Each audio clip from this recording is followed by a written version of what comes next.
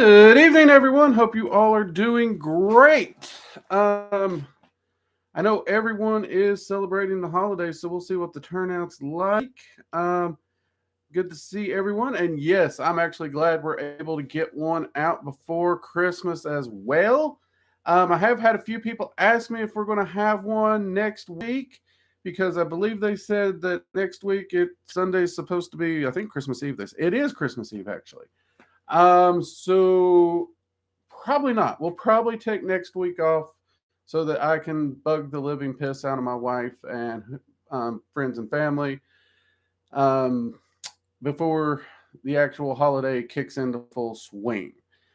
So we'll see you all the following week, which actually I do believe might end up being New Year's Eve, if I remember correctly.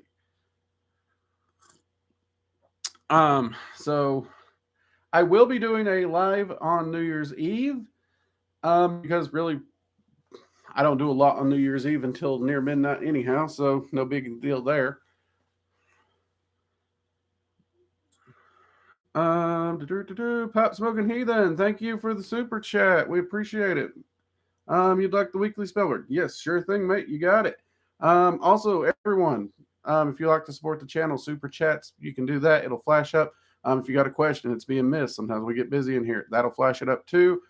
And any super chat, whether with a question or not, for $5 more, you're entered in a free spell working. Well, I guess it's not free after the super chat, is it? But anyways, you get entered in with a weekly spell working I do for all super chats, $5 or more. That is for prosperity, well-being, health, and this week it's actually going to be for holiday sanity as well. I don't know about you all, but I love the holidays. I really do. But no matter how absolutely perfect you think you are or your family, and if you think that, by the way, drink another one because that ain't true. We all got the holiday drama. So a little sanity to help us out is always a wonderful thing to pull through in whatever holiday you celebrate. And happy Saturnalia to you too. That's another holiday celebrated this time of year. Let's see. Greg, good to see you. Jade, love it. You're here. Keep me in line. Immortal. GK, glad you could make it. Blue Star, good to see you. 83, good to see you. Tara, welcome. Karma, wow, we are full in here tonight. Okay. I actually thought we might have a slow turnout with the holidays. I guess y'all really love me. Dawson,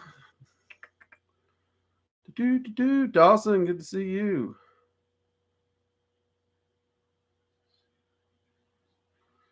Some exclusions apply. Oh, battery is not included. Ain't that right? No, I got the battery right here. It's called coffee.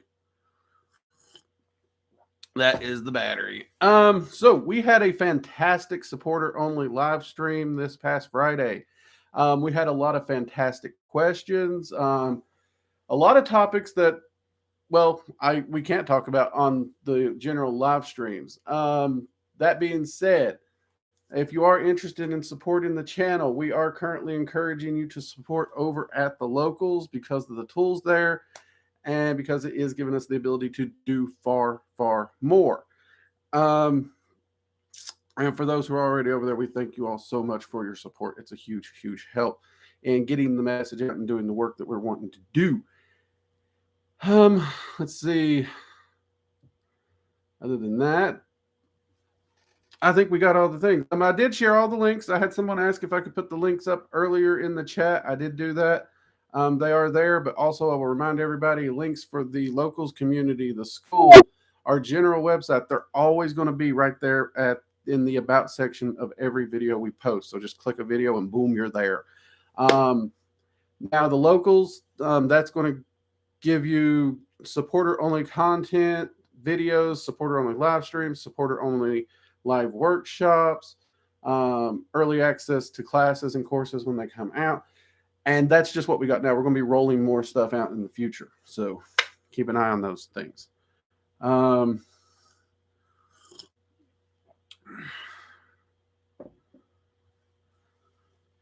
Let's see. Can you travel to places in the multiverse realms, etc., using astral projection, or is that soul travel? So, Maria, the answer to your question is a yes and no, because the only places you can actually use astral projection to get to have to overlap the astral plane, or they actually have to bump up right next to it. And even then, you're in the astral plane looking in. And the way I can explain this is, instead of being in the water swimming with the fish, you're in the aquarium looking in. So, for all intents and purposes, you're seeing, but you are essentially looking through that window, that barrier, that you're not actually in that exact specific realm. There's a differential. In soul travel, you are literally in the realm. You're actually in there swimming with the fishes, as it were. And you're not limited to the realms that butt up against the astral plane. And before you ask which realms specifically always bump up against that astral plane, magicians do not agree on that. There are so many different theories and concepts and ideals. We discussed this in the theory of the multiverse and planes workshop, which, for those wondering, that workshop is going to be coming back, whether to the school or supporters, it will be there, because that was a lot of fun. That was really a lot of fun. Grant you, it's a more philosophical, theoretical workshop, but it is still so much freaking fun. And I've had so many requests to bring it back. So yeah, we're working on that. But that is a great question. That is a great question, because it's not really a hard cut one.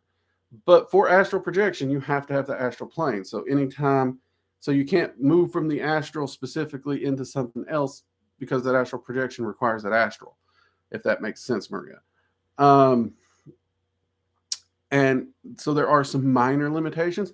I'll be honest with you, those minor limitations for most practitioners really don't show up, because unless you're really pushing really, really far down that line within your traveling work, your journey work, your practice, most people probably never bump up against any of those restrictions.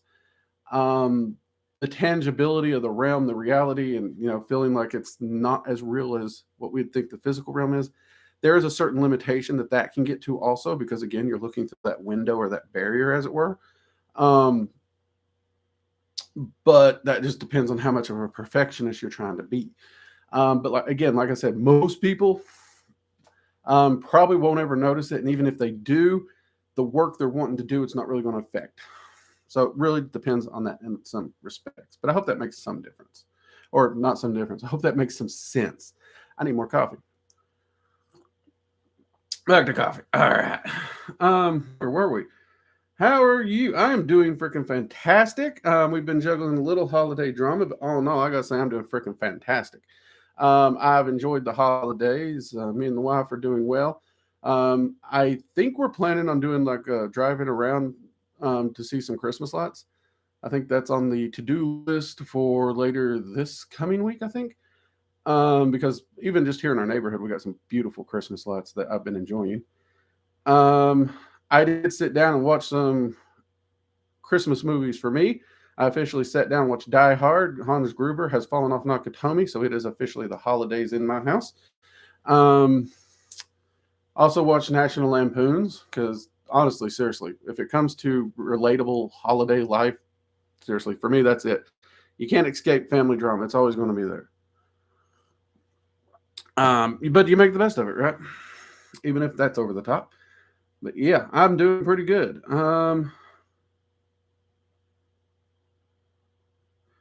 I agree. What would I view the difference between ritual work and spell work? That's actually a great question. So generally speaking, and this is general because depending on who you talk to, this can vary.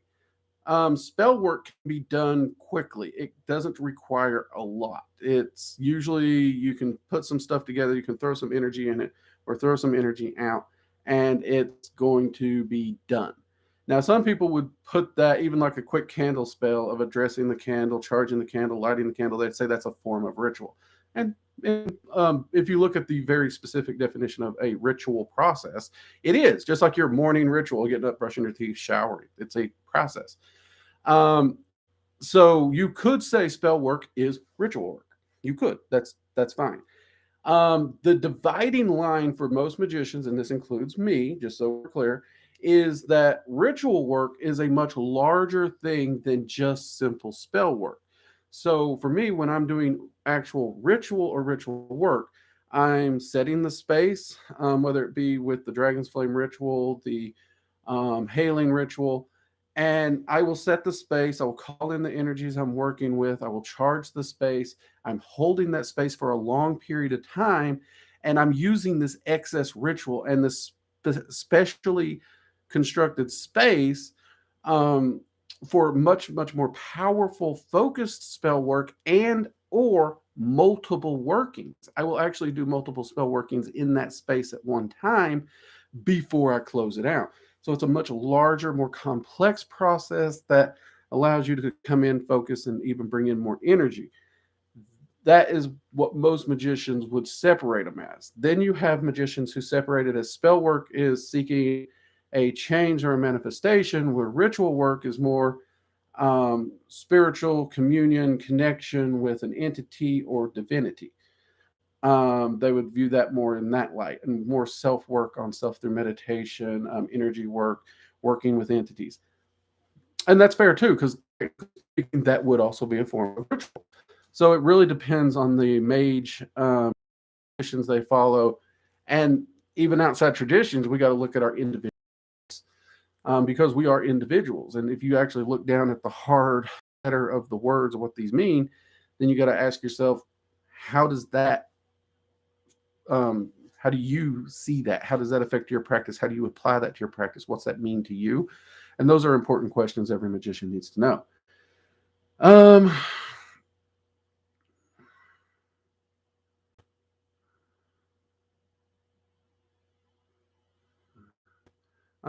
Pop Smoking left the vid for give us a thumbs up for algorithm too. Yeah, appreciate that.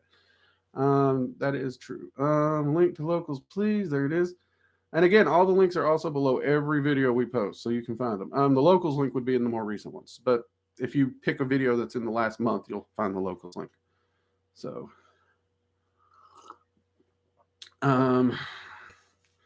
see, where Raven? Hey, been a while. Don't really know how to ask this. Well, let's give it a try. If we can't figure it out, we can't figure it out. We're here together. We'll do what we can. But the elemental rulers work their way up to the level, or did they just exist as the elemental rulers? Okay, cool. I think you did a great job there, Were Raven. I really do. I understood it totally. So the elemental rulers is a position. So technically, they are in a position.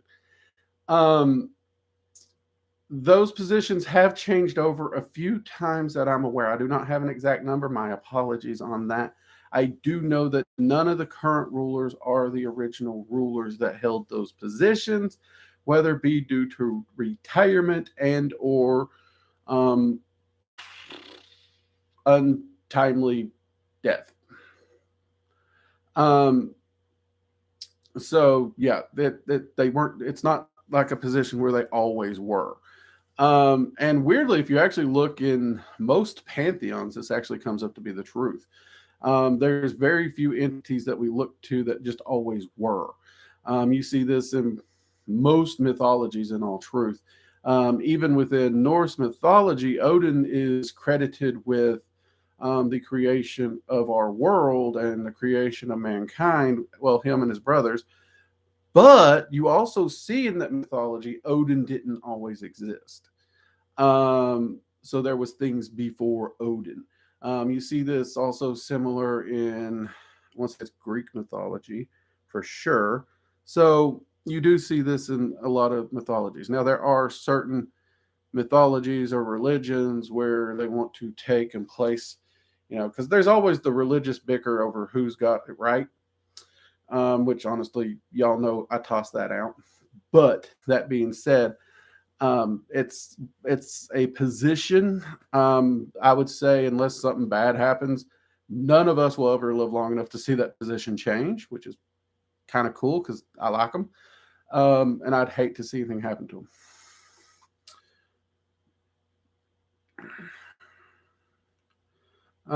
Soul travel is a technique I can't even begin to explain here. It is far more difficult than astral. If you can't astral travel, don't try soul traveling. There is actually dangers in soul traveling. I know many people's heard me say on here that there's not really any dangers outside. Can you emotionally handle it? which if you can't emotionally handle life, don't practice magic. Just honestly, that's my feelings on the matter. And if you can't emotionally handle life or magic, you really shouldn't be doing astral projection either, because that gets more stressful and weirder too. But yeah, soul travel is not one that it's too difficult to explain, because you can actually get hurt. Maria, will I ever do a video about soul travel? I'm hoping to. Just like I just answered, that I can't really do soul travel in like a live stream because it's so hard to explain. I do actually have a folder in my planning area for a video on soul travel, and I've been scripting that thing over and over and over and over and over and over and over and over and over and over, hoping it makes freaking sense.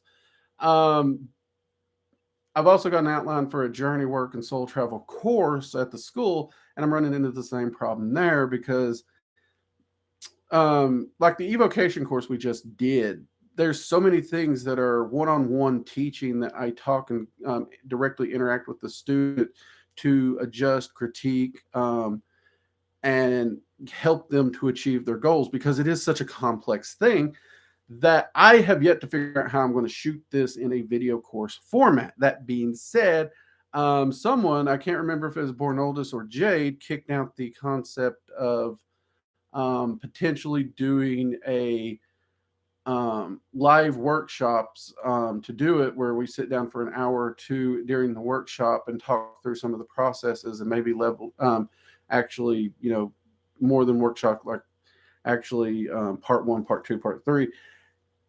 And that's a possibility. We may actually give that a try.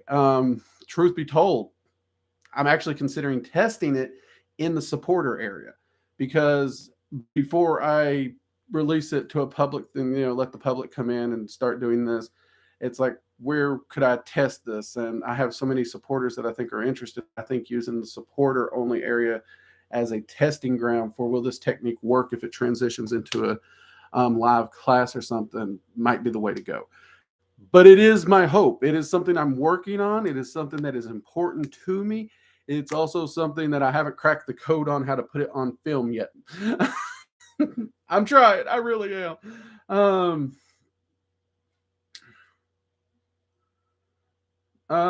Seth, what do you think? I don't know. Everybody I've ever spoke to, that's just how the Egyptians treat them. I'm sure someone out there's probably got a varying opinion. I haven't met him yet, but yeah, he was pretty adamant about it, and it wasn't happening. So, I mean, if he changes his viewpoint, I may change mine, but we'll see. Viper Trent, hello on this fine Sunday. Hey, Viper, good to see you. Hope you're doing well, mate. Happy holidays to you. Can you simply explain how entities can work with multiples at the same time? From my understanding, what they said is that time doesn't affect them like it does. No, okay, so entities are not part of the physical realm. They're not within the bounds and constraints of the physical realm or time. Outside the physical realm, time isn't a thing. It's just not there. And also, since they're not limited by physicality, they can actually be in multiple places at once. You actually do have people who have trained in, whether it be scrying or remote viewing, have actually learned to gain the ability to split their consciousness into 2 locations. This is also referred to as bilocation. So for humans, bilocation or trilocation is a very, very, very strenuous thing, because it requires not only your consciousness, but your arcane senses to be receiving information from all these things. These are not limitations the entities have. Their ability to split their consciousness is very, very, very simple. It's like breathing. So because of this, they can be having as many conversations they want, as many different planes as they want, with as many different people as they want. That would be the simplest explanation I can give you, Vicky. Hydric, I want to start scrying for the first time. What should I expect? Honestly, I would say the first thing to expect is eye aches and headaches. I'm not going to lie.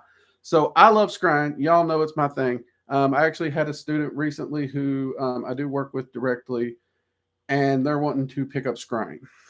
I'm a hard scrying teacher because I actually teach with actual confirmable results, which most people don't.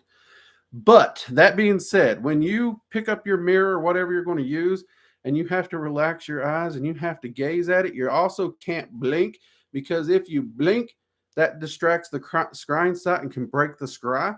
So you're having to work and develop your ability to relax your eyes, to stare at this and then stare past this without blinking.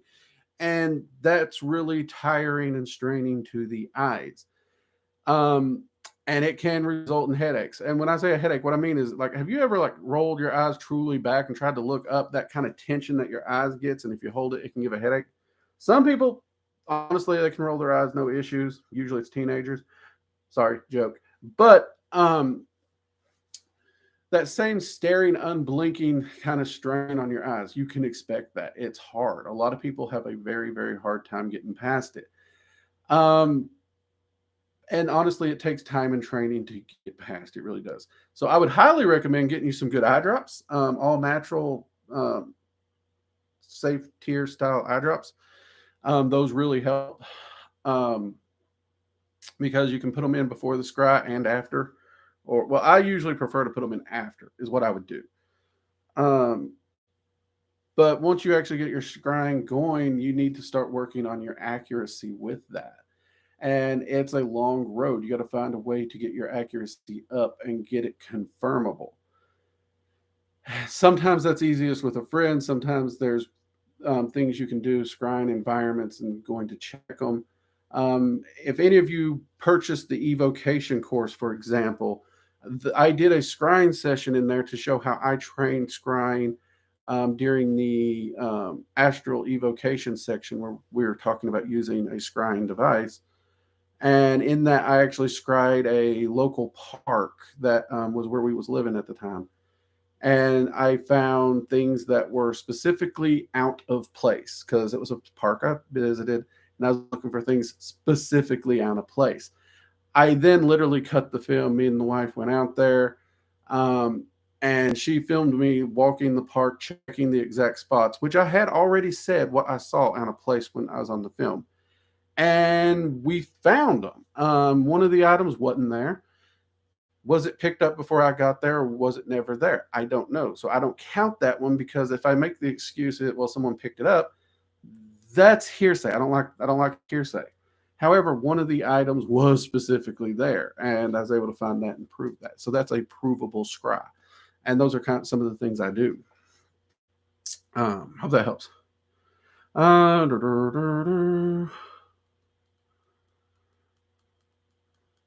Any entity can actually die. That doesn't take a physical body to die.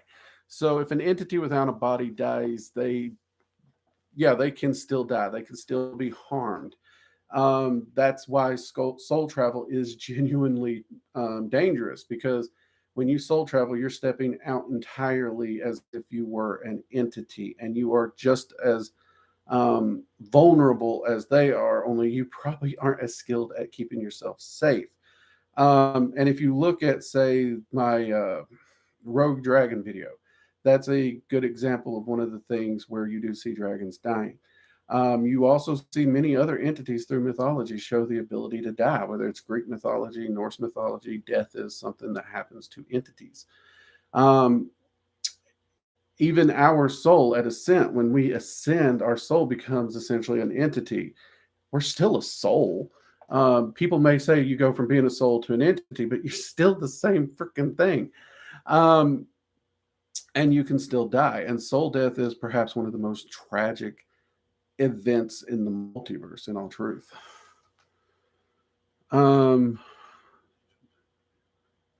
Let's see, cookie camera. That would be a great idea for it to be in a course. Yeah, I just got to figure out how to flip and film it, or either got to do it live. Or do you mean do it live? Is that what you mean there, Cookie? Because if you mean do it live, then yeah, I'm going to try and test that. I'm going to work on the first draft of it, and I'm going to try and do the first run of some journey work classes this year. I don't know when we'll do soul travel specifically, because we need to make sure we work through some of the basics before soul travel. You got to have basics before you do soul travel. You can't just jump into the deep end. But yeah, we're going to try and do a lot more journey work live streams with the supporters, especially this year. so that you guys can help me, give me some feedback, and we can help you all get your practice going, and we can grow this. Because hey, this community is not about me; it's more about you all. Because like, sure, you guys give me great ideas on things to research and do, and I'm always grateful for that because you guys give me, you guys will come up, ask a question, or show a perspective, something I haven't seen, and then I'm going to go look it up because I love to learn. You guys teach me too, just by asking questions. But I'm really here to help you all to grow. That's actually like, if I drop dead tomorrow, the one legacy I truly hope I leave is that I was able to help people better themselves in life in some way through what I did. That's it. True story. So, is it possible to die in astral? No. Is it possible to die in soul travel? Actually, yeah. That would be where you got to worry about. Astral travel? No, because in astral travel, your essence, what is you, isn't actually there. It's only like a construct of you that's actually out in the astral. So if anything happens to it, you're just immediately going to snap back to your body. The absolute worst thing that can truly happen is astral whiplash. In this day and age, there are so many scare tactics and horror stories about astral whiplash. Have you ever taken cold medicine and felt disconnected and groggy? That's what astral whiplash is going to feel like. The only difference is instead of having to sleep it off, which you could do, you could easily just ground and center in your back. And if you're having trouble grounding and centering, get you a beverage. I actually do like coffee. The earthiness of coffee actually is a very grounding thing. Hot chocolate works too, actually. I have found hot chocolate works really good too. And have a beverage. The mundaneness of that is super powerful in bringing you back to center. You can also just go do the dishes. Like there have been times where I was having a little trouble. I did ground and center, and I was just like, I was sitting there. I was like, am I really where I want to be? And I was looking at the clock. It's like, well, I got some dishes. So I'd go do the dishes, and my plan was to come back and do more grounding. By the time the dishes was done, I was right as rain. So yeah, it's astral travel is not a danger.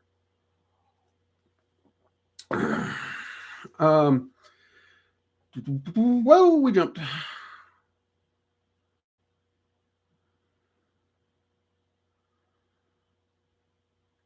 Let's see here. Agree. I met a dragon who had lost an eye. From the energy of the dragon, I felt he had lost it in a war of some kind. Is that possible?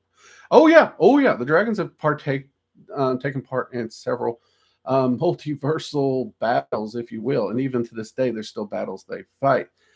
Which again, look at the Rogue Dragon video we did. That'll go into some detail. I get choked up. It's a hard thing for me to talk about, people. I know I don't get emotional. That is one. So please check out the video so I don't have to talk about it live. But those kinds of things can happen. And some people's like, well, couldn't they just shapeshift their form to replace the eye? Technically speaking, they could.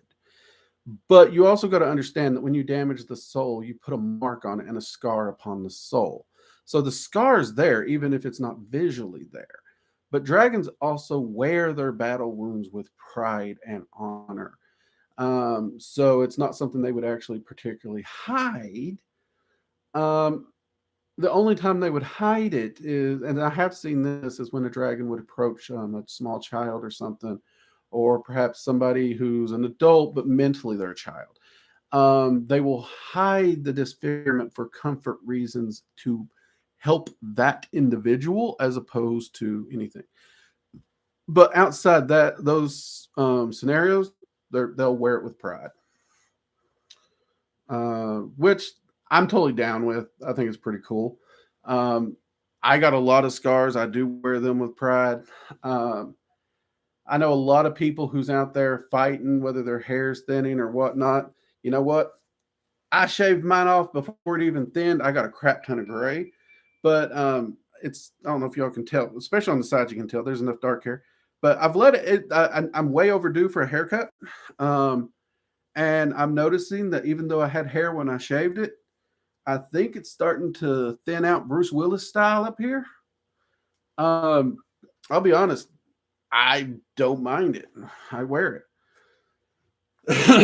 The only reason I shave it has nothing to do with it thinning. It's more, I'm too lazy to fix my hair, people. It's a lot easier for me to be reading or watching something and just take the electric razor and trim it up than it is to do anything else. And I wear every one of my scars proudly. They don't all have happy stories, but I wear them all proudly because those events are what help make me who I am. Angela, good to see you. Thank you for the blessings. Hold on here. I got you some fresh coffee. Can't do your mugs up without some coffee. And today we're drinking Integrity by Iron Bean Coffee Company. No, they didn't pay me to say that. Iron Bean, if you want to support me, give me a call. I'll drink enough of your coffee. But that's good stuff. Give it a try. It's good. All right. Man, I relate to that a lot. Wanting to leave this plane for people to learn something from me and to leave them awakened more. Yeah. See, I try to be a better person every day than I was yesterday. I really do. I'm not perfect. If you all think I am, please go see a psychiatrist. I'm not. I got a lot of flaws. I got a lot of problems, and I try to do the best to be the best I can. I try to be the best husband I can. I try to be the best godfather I can. I try to be the best brother I can to my siblings. I try to be the best son I can to my mom. And I can tell you, especially with my siblings and my mom, I have put them through shit in my life. And I'm not an easy person to deal with. I get that. But I love them. And some reason they love me. But I do. I try to do something to better myself. But I also hope to better other people's lives in some way, even if it's just by knowing me. Maybe it's making them laugh. Just little things. And I seem to do a good job, actually. Last time I went to the store, I wore it's just a little short coat that I usually work in the yard in. Or I wear it on long drives because it's shorter and my longer coat, gets bunched up. I actually had a lady recognize me without my longer jacket, and she was like, "Why didn't you bring it? It's such a beautiful coat. It's cut so well, fits you so well." And I mean, just seeing me, even though I consider myself an old Grinch and an asshole, put a smile on that lady's face. So you know what? That was a good day. Yeah. Do you think you will ascend? Cookie, that's a hard one. I know a lot of people who think I will. I can say that much. I can say I hope I will, but when I look at the mirror and I see how much work I feel I need to do on myself, I question it. I really do. I'm not so sure, personally. But that being said, people remind me how overly harsh and perfectionist I am when I'm looking at myself as to others. So could that be part of the problem? Maybe, but I've always been my mindset is I'm going to do the work to work toward my goal, and I'm going to do that every day, and we'll see what happens when I get there. If I do, fantastic. If not, I'm just going to have to come back and do a few more trips around the sun and, keep on doing it and keep on doing the work in another lifetime. That's really the best I can do.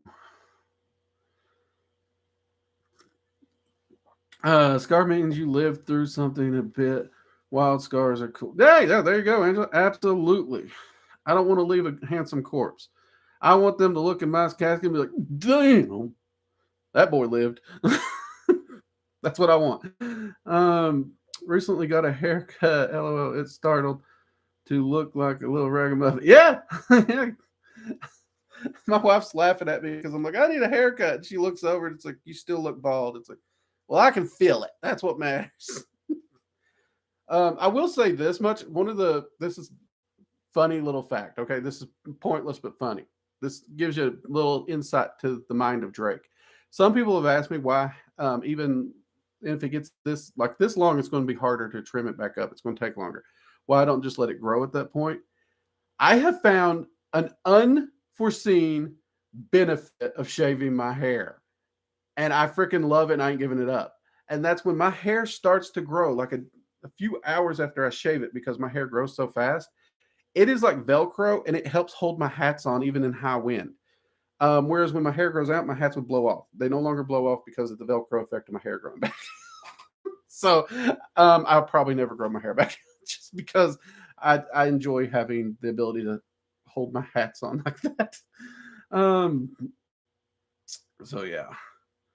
How is the Fae path working going? Wondering if working with Winter Fae challenging. I have always felt a strong connection to winter. The cold calms me down. And also, can you teach soul travel? Man. Okay, first the Fae. Let's take this in two parts. First the Fae. Yes, the Fae are challenging, hands down.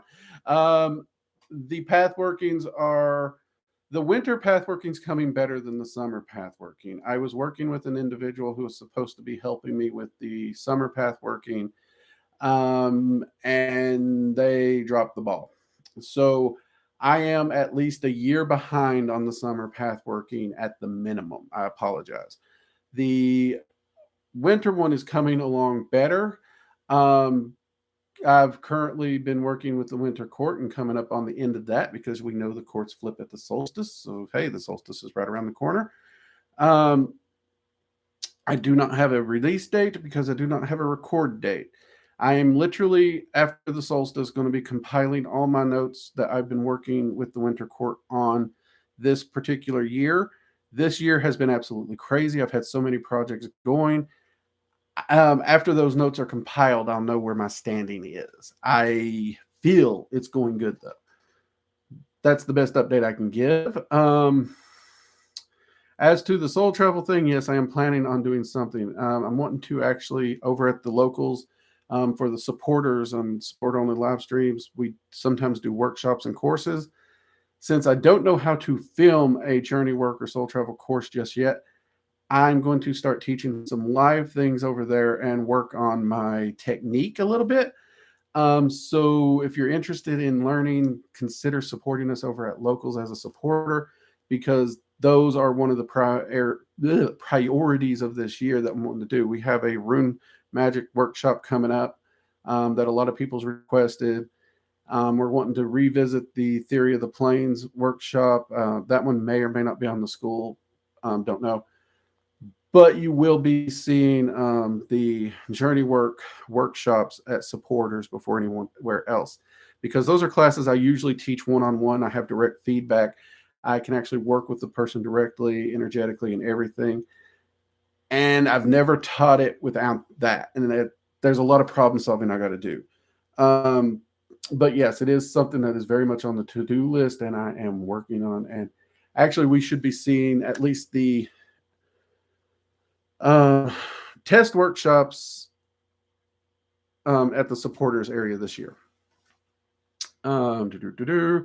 Not perfect either by a long shot, but are you trying? If you are, then you're doing just fine. Comes down to giving everything your balance. Yeah, you actually got it right there, Viper Trent. So many people get overwhelmed by so much, and we all trip, we all fall down, we all make fools of ourselves. But the question is, do you keep trying? Do you keep moving on? Because you don't fail until you give up. That's when you fail. I refuse to give up. I will always be true to myself. I will always be true to my friends, my family, and I'm not giving up. And because of that, regardless of what goes on in my life, regardless of how horrible the world gets, I can still lay my head down at night and at least be okay with me.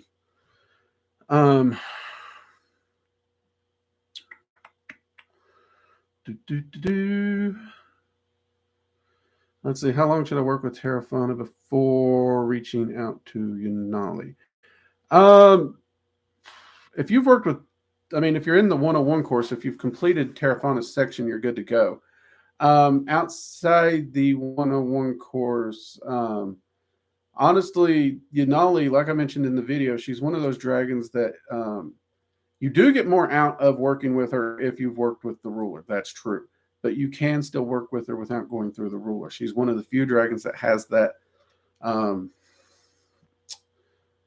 special pass. I don't know why the dragons do this, but they occasionally give some of them special passes. And it's so freaking few that, generally speaking, most people will say those special passes don't exist. So if you've worked with Terra Fauna for a couple weeks, even a month, you should be solid. Though I would do try to at least have a guardian dragon with you when you do it.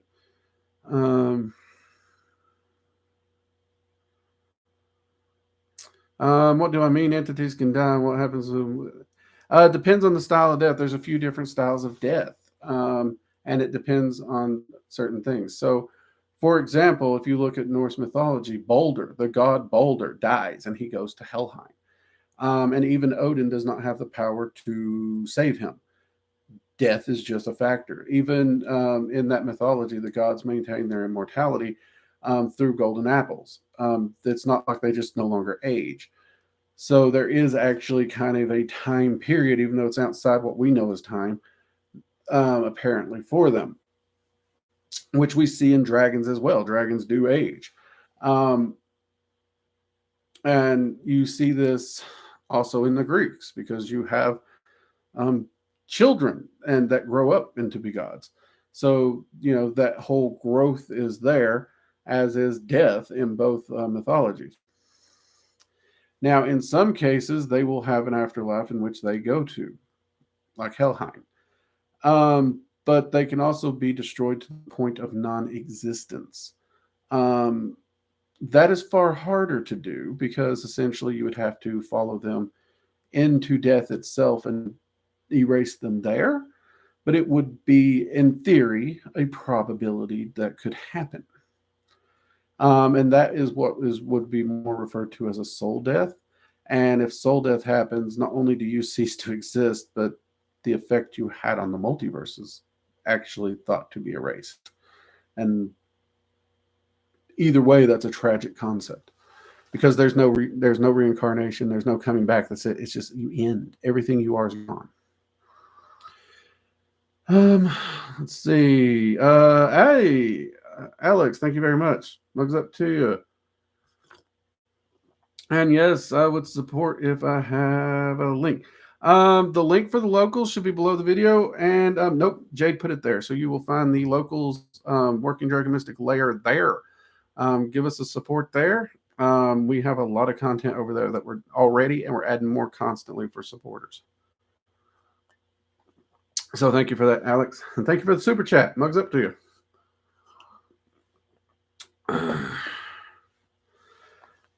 Let's see, Vitki. Can dragons, for example, eat a human soul? And does the soul then die and the dragon gains the energetic? No, dragons don't eat souls. Dragons don't eat souls. They won't do it. There are dragons that have the ability to destroy a soul, but they won't eat it. In fact, eating souls is something that actually is not done. That's actually more religious fiction. Because you cannot actually get energy from a soul of another being. That's a slight myth. Souls, again, can be destroyed by certain entities. Dragons can do this, especially some of the higher rulers. And if they do this, you would cease to exist. But this is something that they do not do readily. You would have to be an absolute horrible being in the entire eyes of the multiverse before they would even consider it.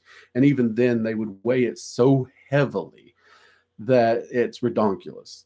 Soul death is just, it is like the great taboo. It is the great tragedy, if you will.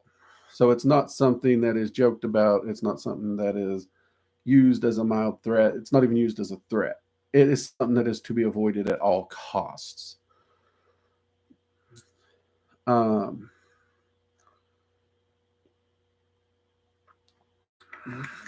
Jade, thank you for sharing that link, by the way. Jade's Treasure Trove, thank you. Grumpy Owl. Oh my God, I love that name. Mugs up to you. Hello, welcome.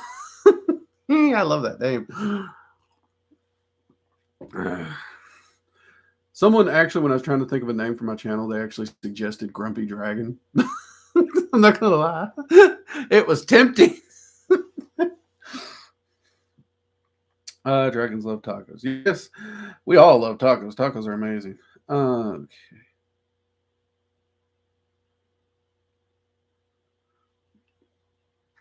Let's see, where are we 44 minutes. All right. Hey, people, we got 27 people here and 19 likes. If you're here, give us a thumbs up. It does help us with the algorithm.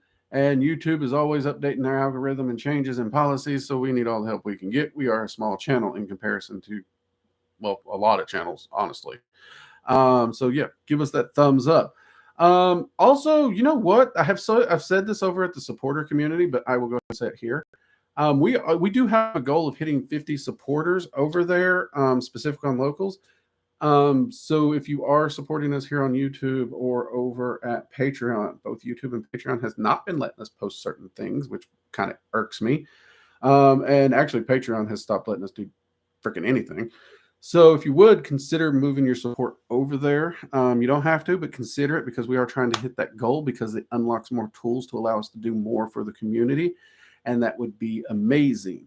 Also, total shout out to locals. Have to say this. They actually reached out personally and contacted me and set an actual live face-to-face meeting to talk about my community, my needs, my viewers, how they can improve it for us. They asked about what our community is, what we do, and they were super hyped to hear about what we do.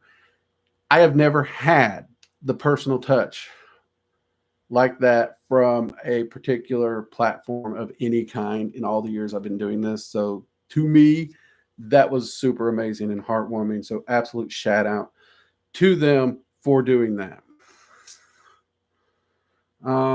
Sorry, had to do that.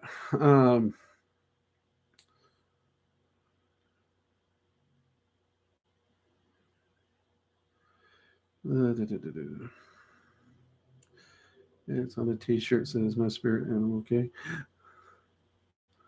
Grumpy Al, it's on a t-shirt, says my spirit animal. Okay. I love it. Says, Were Raven, do non-physical entities such as dragons or so on have a young and dumb phase idea? Oh yeah. I will be honest with you, because like early on in the occult, coming to working with entities, I seriously had this like image of them just knowing what they're doing, going through life, no issues, no problems. And I have found out I have not encountered a single group of entities that truly and genuinely does not have the youthful, stupid phase. They don't. And any of you who have been working with guardian dragons, for example, we know a guardian dragon can't take that job until about 500 years old. And they are still very small dragons at this point, right? They're still goofy as shit, okay? They are. Are they technically wiser and potentially more intelligent than us? Yes, but they still have that youthful, hold my beer mentality. They really freaking do. And I've seen it in the Fae. I've seen it within the Norse. One of my favorites was I actually got to see Thor showed me this. He actually showed me images of him as a little Thor and some of the stupid shenanigans he was getting up to. I don't know if those are mine to share, so I'm not going to tell you what he did, but it was amazing to see him do those things. And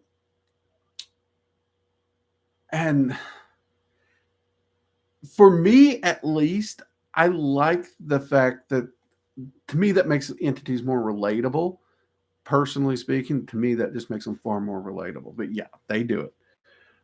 Grant you, by the time we're working with them now and everything, they seem like they got their crap together. Even Guardians, honestly, seem like they got their crap together compared to us in most cases. You really have to pay attention to their behaviors, their goofiness and stuff, because for all their energy, for all their goofiness, if they could step in and they could handle our lives with no issue. But yeah, they got it.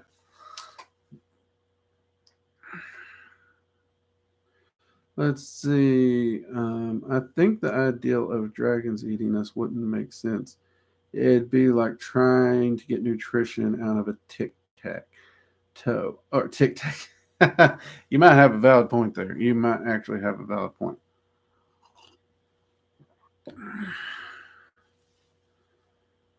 Let's see. Let's say I'm also starting to feel and think more like the God I work with. Can you explain? Yeah, the more you work with an entity, and you actually see this in groups of friends too. The more you're around a person or entity, the more your lines of thought will actually kind of line up. You'll start viewing things similar. You'll start learning personality traits. And it's because you two spend so much time together. It really is.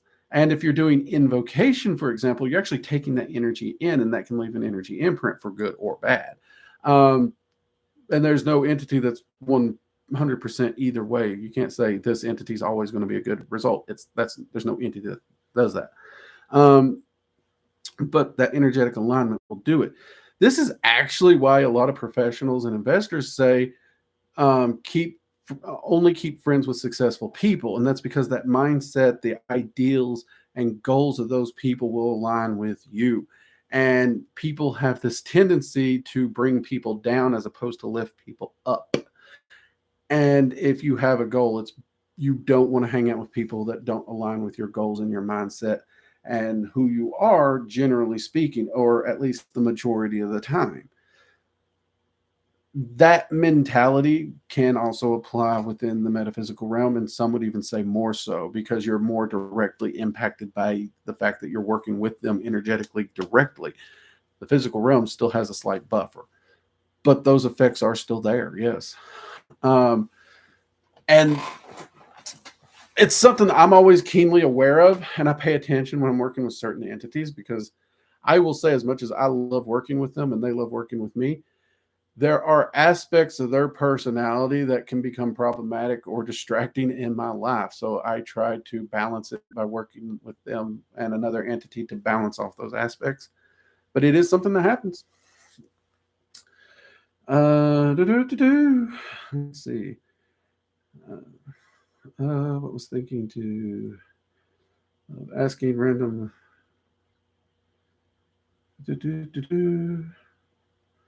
Where am I missing? Random questions are the best. I will admit, you guys do keep me on my toes up in here, and sometimes I don't really, which I've said I don't really know. You guys do a good job. And random questions may, if I don't know, that you're giving me something to think about it I hadn't thought about. Like, I remember the first time Angela was like, "Have you ever read Dragons Love Tacos?" I was like, "What the, huh?" My brain almost is like, "Wait, hold on. What are we talking about again?" Only to come and find out it was a children's book, and it was a genuine question, and that led down a whole thing. She eventually shared the book with me. It's a child's book. It was this cool thing. And it was a thing I never thought about and didn't know about. So, yeah, random questions are fun. Hey, Drake, you once said that guardian dragons go through school. What do they learn in this school? They learn a lot. We complain about 12 years of school. They go through hundreds of years of school, and they're learning things like they are learning the ins and outs of magic at levels we can't even begin to touch. They're learning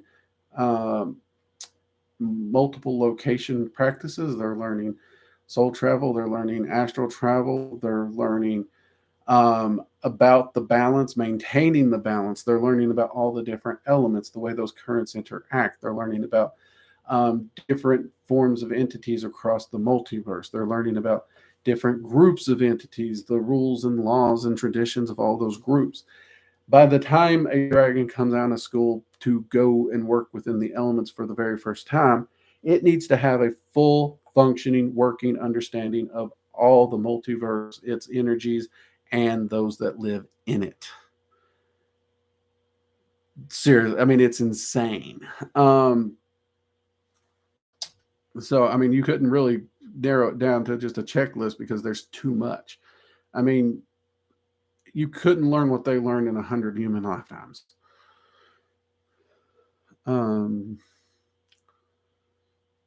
Good question, though. The little dragons zoom around my room and work with them. It's so goofy. I love them. They are. It's amazing. The little ones. The little ones also annoy the crap out of them sometimes. Yep. Yeah. Oh, yeah. Yeah. The little, like, it's not unusual for the guardians to have to keep a little eye on some of the smaller dragons, especially the little hatchlings or whatnot. that are old enough to leave the hatchery, but they're still in school or whatnot. And they have so much energy. They are so playful that yes, they just like a kid can bother us with its energy and its randomness, those little things can even bother the guardians, hands down. And they can even bother us. Like they can get a little much sometimes. So yeah, I've had that experience. Alexis, do I do any rituals for the winter solstice? I do a few. Usually, my rituals are focused on tying up loose ends for this year, looking at the progress of this year, looking at the growth, looking at things that didn't pan out the way I thought they were going to, or I hope they might, things that I can improve, things I can work on. I also like to look at my shadow work and see the areas that I healed, the areas I need improvement, the things that I know is going to be worked on in shadow work in the coming year. But then I also take that ritual not only into examining the year that has passed, but I also take it and move it into putting things in motion for the things I want to manifest for the coming year. Because the solstice is the longest night of the year. It's the closing of the year. It is the darkest, longest night, but it is also the return of the light. It celebrates the return of the sun. The days begin to grow longer every day up to the longest day of the year, the summer solstice. And you can seriously harness that growth and that transition to also help you in your transition to the new year manifestation and reaching goals in that coming year. And for me, I love to personally do it in a two-part process. I will set up the first part is the whole year. What's my goals for 2024, right? What will my goals be? And I'm going to set that up and I'm going to put those in motion. I'm going to put energy toward their manifestation. The second half of that is I put a specific focus on the first half of the year, from the winter solstice to the summer solstice. And I put exactly what I want to achieve in that pattern, in those areas specifically, where I want to hope to be by the summer solstice. It is at that point, because I'm doing my magic, doing all my working, trying to reach this point. And then I review back to the first of the year and I plan my second half of the year. That is how I generally set up my solstice rituals. For those are the things I like to do. I will also do like blessings for family and friends, and honestly, the globe. I like to do a general blessing for the world. I don't get political on here. I don't get religious on here. You all know that. But I have no problem giving mankind a general blessing of let's try and figure this shit out. I don't claim to know the answers. I don't claim to have the answers, but I do think we can do better. I don't specify what better is. It's let's bless and do better for all. That's it.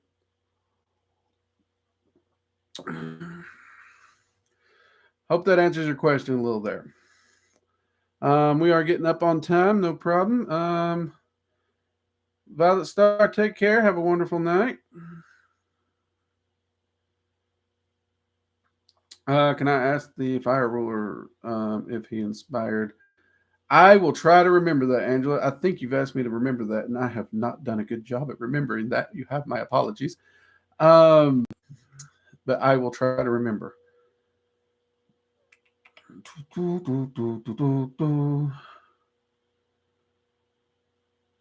Let's see. I do not actually know the details of a soul's birth and creation. That's something I'm still fuzzy on. It ain't easy.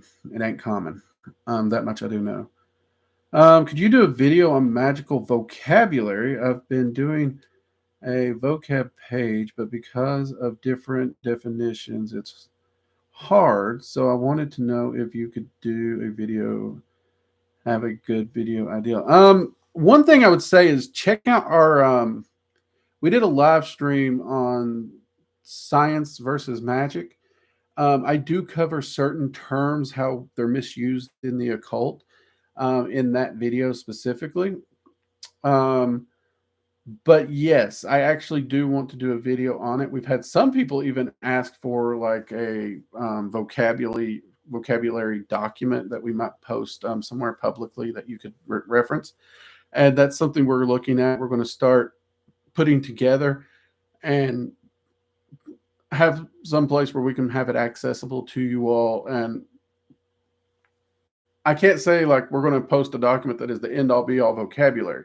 So all I can say is I try to use the most used traditional vocabularies across the board. And because of that, we're essentially going to be building this document so that if you all hear me say a word you don't understand, you could go over there and hopefully we've put it on that document and you can see how, at least here at Working Dragon Mystic, we're using those specific words. So that is a project that myself and the admin team have been talking about. The holidays have been hard on all of us. We've been very, very busy. And we are basically doing a regrouping at the first of the year. And that's one of the projects that's going to be discussed at that regrouping. So yes, I do have planned to do a video. The question is what terms to cover. You know, that's always going to be the problem because you're never going to cover all the terms that you need to cover. But I do hopefully plan to do a vocabulary series and that document. So great question. Great question. And Jade's throwing clocks at me. Gosh darn it. I missed the clocks, Jade. Good to have you back.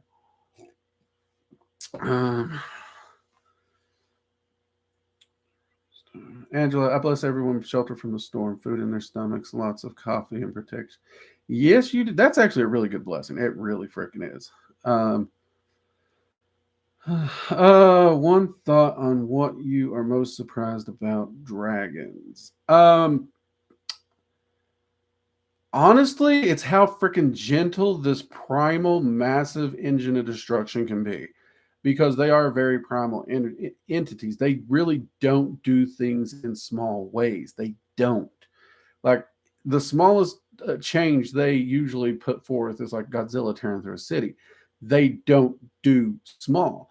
But at the same time, you have this large entity that is so gentle with the way it can interact. And as a bigger guy, I'm 6'2", right? Grant you, people's like, you need to get down to 200 pounds. I'm 6'2". I'm very broad shouldered. I don't know if I'd ever see 200 pounds. But I don't know. We'll see how healthy I get and where I get before I start getting unhealthily skinny. But as a big guy with, like, I wear a size 16 freaking ring, people. I have big bratwurst fingers. I can't type on my phone half the time. My fingers are so big. So the thought of such a large creature being able to be so gentle and have so much delicate finesse baffles me. It blows my mind. That would be the first one. The second one is their whimsy, their whimsical playfulness, even at older ages. Yes, the older ones come off super grumpy, which I can relate to, but they also always maintain a childlike whimsy. They love to do jokes.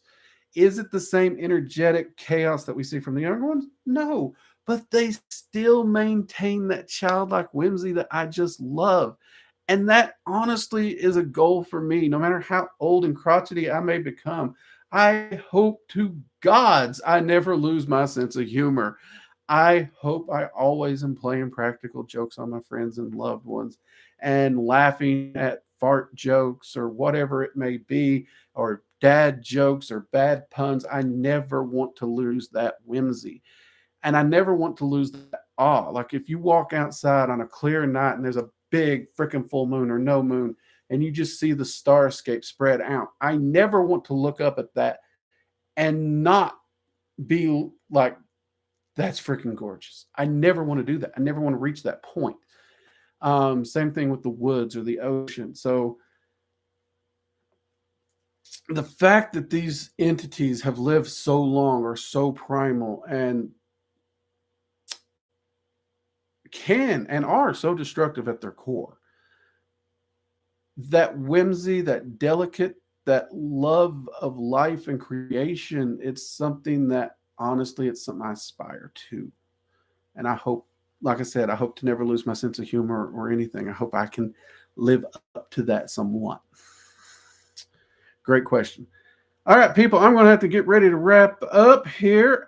Go bug the wife because um, she's been working in her office all day long, and I'm going to go bug her, see what we're doing for dinner, maybe watch another Christmas movie. Who knows? I might queue up The Grinch.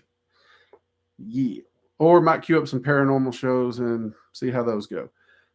You all have a fantastic week and a fantastic holiday because, like I said, we won't be doing live stream next week. So I hope you all have a wonderful holiday, however you celebrate. Remember, everyone, families are crazy. We love them. They're going to bug us. They're going to drive us up the wall. It's almost a tradition amongst humanity. Try to breathe in, try to breathe out, try to make the best of it. Try to enjoy the holiday and remember the core of what the holiday is. Don't worry about the presents. Don't worry about the money. Don't worry about all that crap. Just try to enjoy the season and try to enjoy the time we have with friends or family and enjoy celebrating in whatever way you do. Okay? And with that, everyone, I'm Drake. This has been Working Dragon Mystic. You have a great night, great week, great freaking holiday. And if I don't see you till then, have a happy new year. Take care. Bye-bye.